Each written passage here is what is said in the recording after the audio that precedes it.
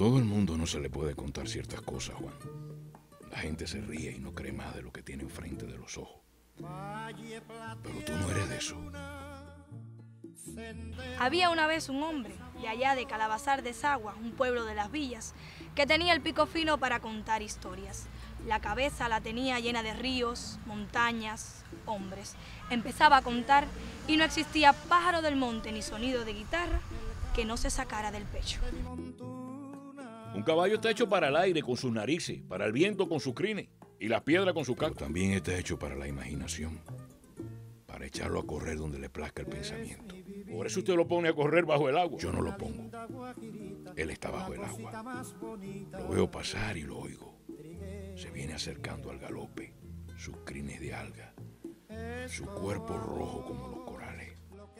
En un lugar de la Mancha de cuyo nombre Muchos no años quiero después, acordar, frente al pelotón de fusilamiento, ancha y blanca el coronel nalga, Aureliano, como una media esfera para en adivinar aquellos la días mitad buscarán más los hombres la muerte y no la hallarán, y desearán morir, y la muerte huirá de ellos.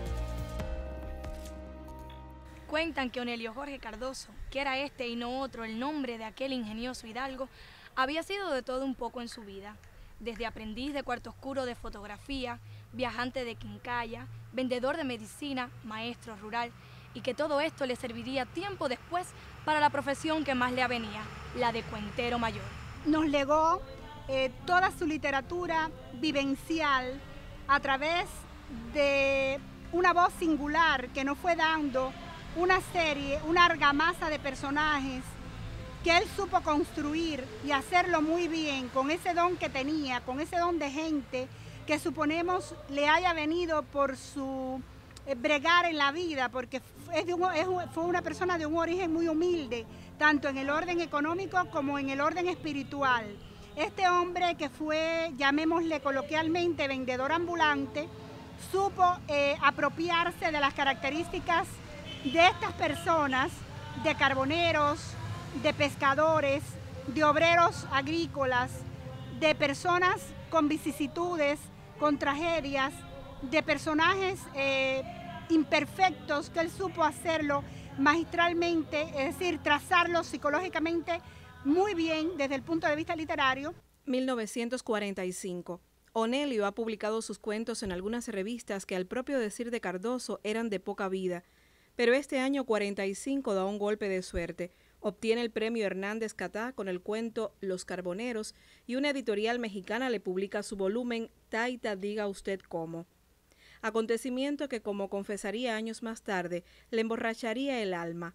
Entonces era poco menos que un escritor de provincias que se dedicaba a vender medicinas por los campos, profesión que quedaría para siempre en uno de sus cuentos.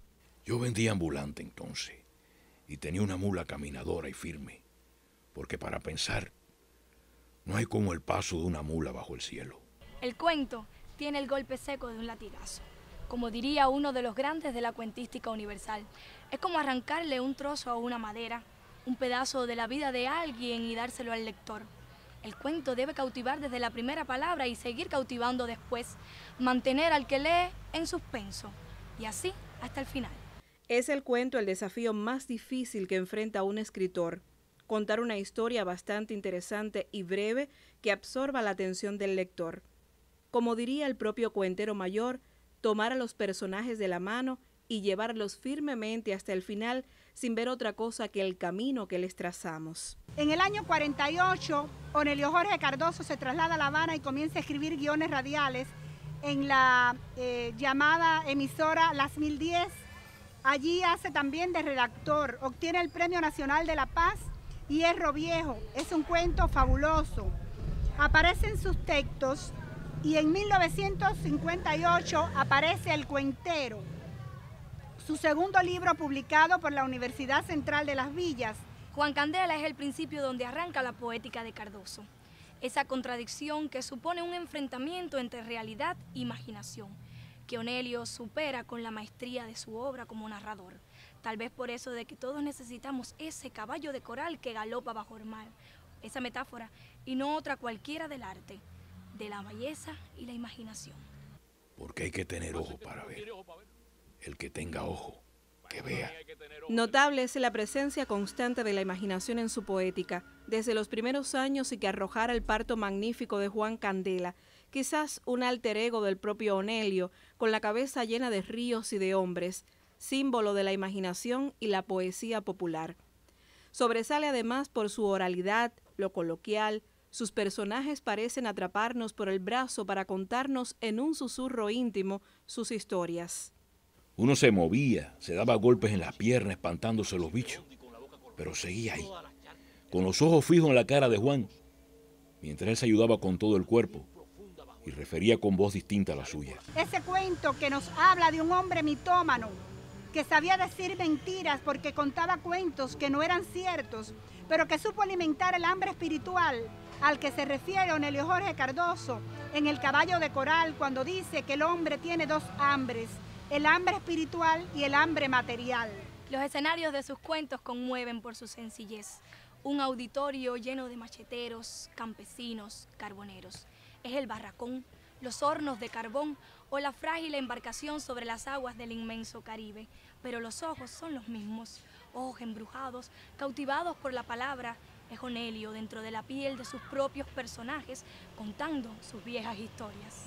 Por la significación que tuvo y que tiene su narrativa, su literatura, por la forma en que decía, la singularidad de su voz, la maestría a la hora de narrar, la influencia que tuvo subjetivamente, pienso yo, las novelas que en ese momento, como las llamadas novelas de la tierra, estaban floreciendo en esa época, por la que florece también su literatura, y esto de alguna manera tuvo que influir en él.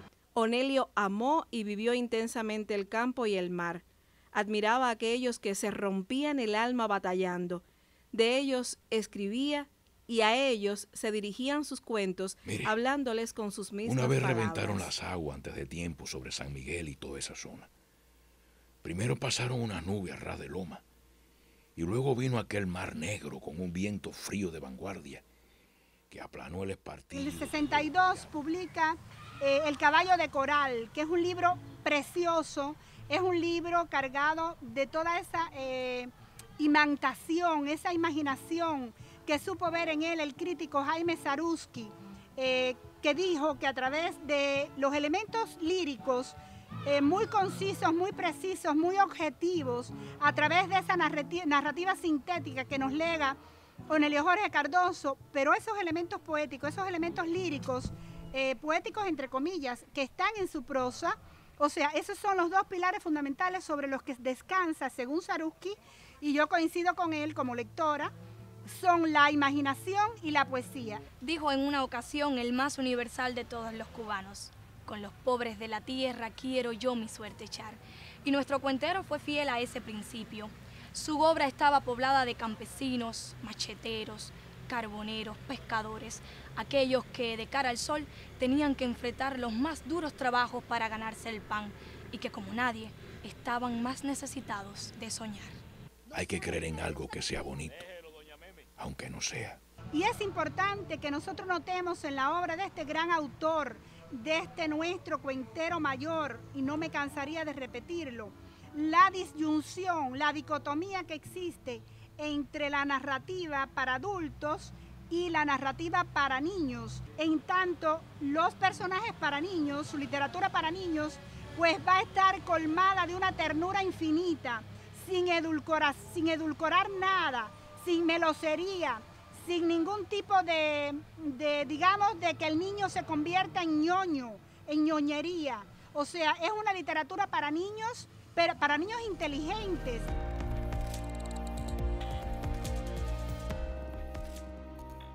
Nunca nos importaron las novias, hasta que vimos a ella. Al principio solo se trataba de su pelo recogido con una hebilla y un pedazo de nuca donde apoyábamos los ojos como un astrónomo. En la librería Fulgencio Oroz, una novela de adolescentes, Retratos de tigres, del escritor espirituano Gumersindo Pacheco. El béisbol, la secundaria, las becas, el servicio militar, las novias. Y regresábamos a la casa temblando y nos paramos ante el viejo espejo de la familia y el espejo habló. No éramos tan feos nada. Retrato de tigres, escrita desde la visión de unos muchachos del centro de la isla que bien pueden ser de cualquier parte. Ella estaba de espalda cuando de pronto sintió que unas manos le acariciaban el pelo. Luego la besó por el cuello. Las aspiraciones y frustraciones de toda una generación. La novela que narra un pedazo de nuestra historia más reciente, cierta dosis de humor, de malicia, irreverente a veces, con las fugas de las becas del servicio militar, los reportes, el boxeo. Se pegaron uno a otro, golpe por golpe, arriba, abajo, en la soga, entre la soga, en los gritos, y sonó la campana. Retrato de tigre, una novela de muchachos. La propuesta de Rumbos de la Palabra puede encontrarla en la librería Fulgencio Oroz.